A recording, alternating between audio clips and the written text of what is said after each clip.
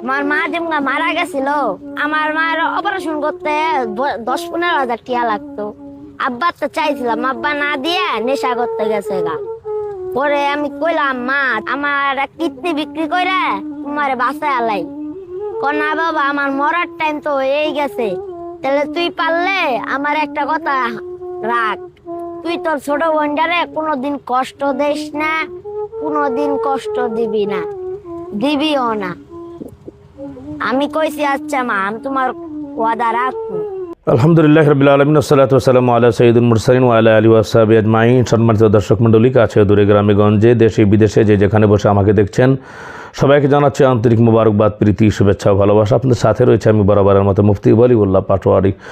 সম্মানিত দর্শক শ্রোতা, অত্যন্ত ভারাক্রান্ত হৃদয়ে আমরা একটা বিষয়ে দেখলাম স্ক্রিনে, একটি বাচ্চার সাক্ষাৎকার। আসলে আমরা খুবই মর্মাহত যে মুসলিম রাষ্ট্রে এতগুলো ধনাঢ্য ব্যক্তি, ধনাঢ্য মানুষ, এরপরে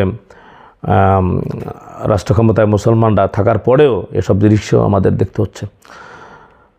এই পৃথিবীর ভিতরে আমরা জানি যে সব থেকে আল্লাহ এবং আল্লাহ রসুলের পরে যে নামটি আমরা স্মরণ করি অত্যন্ত শ্রদ্ধার সহিত, সেটি হচ্ছে মা। আসলে মা, এই যে আপনার লিখাটি, এটা তো ম দিয়ে, তো ময়ের সাথে আমাদের একটা ভালো হৃদয়ের সম্পর্ক রয়েছে। মতে মদিনাতুল মুনাওয়ারা, মতে মক্কাতুল মুকাররমা, মতে মসজিদ, মতে মাদ্রাসা, এবং ম দিয়ে যেটা আমরা খুব হৃদয় গ্রাহী ভালোবাসা দিয়ে যাকে আমরা ডাকি, তিনি হচ্ছেন আমাদের মমতাময়ী মা। তো এই ছেলে যে সাক্ষাৎকার আমরা দেখলাম, আসলে খুব খারাপ লাগলো যে 10 থেকে 15 হাজার টাকার জন্যে তার মা দুনিয়া থেকে বিদায় হয়ে গেল। আমরা তো আসলে কি কোনো দায় নেই আমাদের? অবশ্যই আমাদের দায়বদ্ধতা আছে। তো এই ধরনের ছিন্নমূল শিশু যাদেরকে আমরা দেখব, ইনশাআল্লাহ অনেক এতিমখানা মাদ্রাসা আছে, সে মাদ্রাসা আমরা ভর্তি করে দিব। তাহলে তারা ইলম শিখবে, দিন শিখবে, দেশের জন্যে তারা একটি সম্পদ হয়ে যাবে। আজকে আমরা দেখতে পাই বিভিন্ন জায়গায় কিশোর গ্যাং, অন্য এরকমভাবে ছিন্নমূল যে বাচ্চারা, শিশুরা আছে, তারা পর্যাপ্ত পরিমাণ সুবিধা পায় না, তো খেতে পায় না, সে আজে বাজে ছেলেদের সাথে চলাফেরা করে নিজের জীবনটাকে নষ্ট করে। বিষয়টি হচ্ছে যে আসলে দেখতে হবে এই ধরনের ছিন্নমূল যে ছেলেগুলি আছে, তো আমাদের দায়িত্ব নিতে হবে। নয়তো দেখা গেছে যে আমরা যখনই রাস্তাঘাটে বের হবে, এক সময় তারা যদি ভালো পরিবেশ না পায়, তাহলে সে ছিনতাইকারী হবে, পকেটমার হবে, চোর হবে, ডাকাত হবে। তো আপনার আমার গাড়ির সামনেই দাঁড়াবে ডাকাতি করার জন্যে। রাস্তাঘাটে আপনি যখন চলাফেরা করবেন, তখনই সে এরকমভাবে দাঁড়াবে, কী আছে বের করো। তো এই জন্য আমাদের সকলকেই সচেতন হওয়া উচিত। আজকে তার মা দুনিয়া থেকে বিদায় হয়ে গেল। হ্যাঁ, মায়ের ব্যাপারে তো নবীজি বলেছেন, আল জান্নাতু তাহতা আকদামিল উম্মাহাত। নূর নবীজির কথা যে জন সত্য বলে জানে, মা জননীর মা পায়ের নিচে জান্নাত যেন মানে। সুবহানাল্লাহি বিহামদিহি। এবং আল্লাহ তাআলা বলেছেন, ক্বাদা রাব্বুকা আল্লা তা'বুদু ইল্লা ইয়্যাহু ওয়া বিল ওয়ালিদাইনি ইহসানা ইম্মা ইয়াবলুগান্না ইনদাকাল কিবরা আহাদুহুমা আও কিলাহুমা ফালা তাকুল লাহুমা উফ ওয়া লা তানহারহুমা ওয়া কুল লাহুমা কাওলান কারীমা ওয়াখফিদ লাহুমা জানাহা যুলি মিনার রাহমা ওয়া কুর রাব্বিরহামহুমা কামা রাব্বায়ানি সগীরা। আল্লাহ সুবহানাহু ওয়া তাআলা বলছেন যে যদি তোমার পিতা মাতা বার্ধক্যে উপনীত হয়, যে আল্লাহ তাআলার ইবাদতের পরেই তোমার পিতামাতার প্রতি সহানুভূতিশীল হও, তারা যদি বার্ধক্যে উপনীত হয়, তো তাদের সামনে যে তারা করবে, এতটুকু বাজে আচরণ তোমরা করবে না। এবং তাদের জন্য দোয়া করো যে শৈশবে দ্বারা যেমনিভাবে লালন পালন করেছিল, হে আল্লাহ, তেমনি তোমার দয়ায় আমার পিতামাতাকে লালন পালন করো, যারা দুনিয়া থেকে বিদায় হয়ে গিয়েছে। আল্লাহ তাআলা দোয়াটি শিখিয়ে দিচ্ছেন যে রাব্বিরহামহুমা কামা রাব্বায়ানি সগীরা। আর নবী করিম সাল্লাল্লাহু আলাইহি ওয়াসাল্লাম বলেছেন, হাদিসের মধ্যে এমন এসছে, হযরত আবু হুরায়রা রাদিয়াল্লাহু তাআলা আনহু বর্ণনা করেছেন যে রাগিমা আনফু কিলা মান ইয়া রাসূলুল্লাহ ক্বালা মান আদরাকা ওয়ালিদাইহি ইনদাল কিবারি আহাদুহুমা আও কিলাহুমা সুম্মা লাম ইয়াদখুলুল জান্নাহ। একজন ব্যক্তি আল্লাহ নবীর সামনে ছিলেন, তো নবীজি বললেন যে তার নাক ধুলায় মলিন হোক, ধুলায় মলিন হোক, ধুলায় মলিন হোক।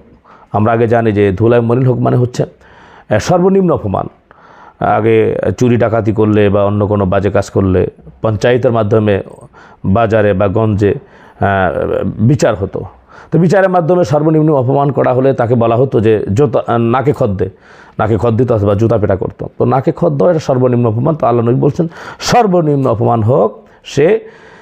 তো একজন সাহাবী জিজ্ঞেস করলেন যে কিলা মান ইয়া রাসূলুল্লাহ, আল্লাহ রসুল সে হতবাগা ব্যক্তিটিকে নবীজি বললেন তার পিতা মাতাকে বার্ধক্য অবস্থায় অথবা একজনকে পেল, সে জান্নাত লাভ করতে পারলো না। আসলে এর জন্য পিতা মাতার প্রতি আমাদেরকে খেদমত করতে হবে, তাদেরকে ভালোবাসতে হবে, মহাব্বত করতে হবে, শ্রদ্ধাশীল আচরণ করতে হবে এবং তাদের সাথে এই ভালো সৌজন্যমূলক আচরণ করে আমরা যাতে জান্নাত পেতে পারি, আল্লাহ রাব্বুল আলামিন সেই তৌফিক দান করুন। শুধু তাই নয়, পিতামাতার দিকে আপনি যদি তাদের হাস্যোজ্জ্বল অবস্থায় যদি আপনি তাকাতে পারেন না, তাদের হৃদয় যদি আপনি হরণ করতে পারেন, হৃদয়ে আকৃষ্ট করতে পারেন, তাহলে যতবার আপনি তাকাবেন কবুল হদের সব আল্লাহ সুবহানাহু ওয়া তাআলা আমলনামায় দিবেন। সুবহানাল্লাহি বিহামদিহি। সম্মানিত শ্রোতা, আসুন এ ধরনের ছিন্নমূল যারা সমাজের ভিতরে যারা অবহেলিত, বঞ্চিত, লাঞ্ছিত, নিষ্পেষিত, নিপীড়িত যেসব বাচ্চারা রয়েছে তাদের দিকে আমরা খেয়াল করি। অন্ততপক্ষে তাদেরকে ধরে নিয়ে তাদের মোটামুটি তাদের পরিচয়টা আইডেন্টি করে,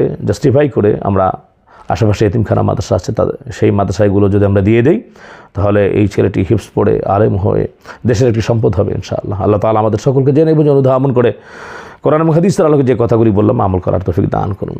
দর্শক শ্রোতা, আপনারা এই চ্যানেলটি সাবস্ক্রাইব করবেন ইসলামের স্বার্থে। আমার এই কথাগুলো যদি ভালো লাগে তাহলে শেয়ার করে দেবেন ইনশাআল্লাহ। আজকে এখানেই বিদায় নিচ্ছি। সকলে ভালো থাকুন, সুস্থ থাকুন। আল্লাহ সুবহানাহু ওয়া তাআলা সকলকে ইহকাল এবং পরকালীন সকল সফলতা দান করুন এই আশাবাদ ব্যক্ত করে আমি এখানে বিদায় নিচ্ছি। আসসালামু আলাইকুম ওয়া রাহমাতুল্লাহি তাআলা ওয়া বারাকাতুহু।